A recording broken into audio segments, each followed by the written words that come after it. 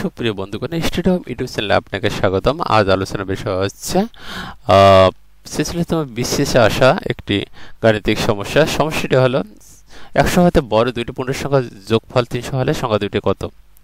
তো চারটি অপশন রয়েছে, অপশন টেস্টের মাধ্যমে আমরা অঙ্কটি করব।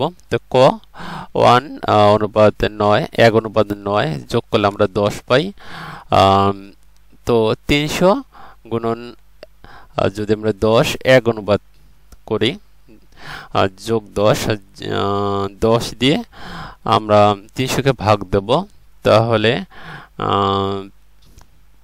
30 থাকে। তো 30 হবে, যেহেতু এখানে বলা রয়েছে যে 100 হতে বড় হবে 30 গ্রহণযোগ্য নয়, তো 30 হবে না।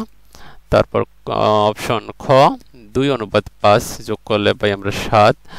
যদি আমরা 7 দিয়ে 30কে ভাগ দেই তাহলে আমরা পাবো 42.85। তো এটাকে গুণ করলে পাই আমরা 85.71। এটিও গ্রহণযোগ্য না, 100 থেকে বড় হতে হবে সংখ্যা দুটি।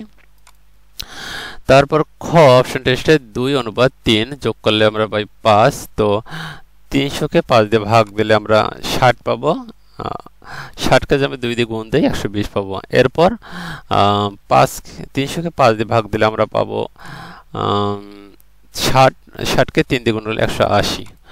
তো একটি সংখ্যা অনুপাত বা ভাগ একই বিষয়, অপর সংখ্যাটি, তো একটি সংখ্যা 120 অপর সংখ্যাটি 180। এটাকে যদি আমরা ক্যালকুলেশন করি তাহলে আমরা পাবো 2 অনুপাত 3, অর্থাৎ সঠিক উত্তর হবে গ 2 অনুপাত 3।